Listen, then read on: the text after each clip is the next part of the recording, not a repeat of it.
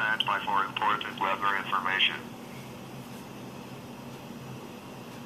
The following message is transmitted at the request of the South Carolina Emergency Management Agency, Columbia, South Carolina.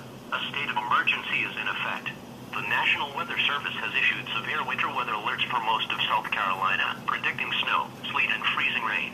Power outages and dangerous road conditions are likely. Monitor local media for changes in conditions. South Carolina Department of Public Safety and the Department of Transportation urge motorists to stay off the roadways.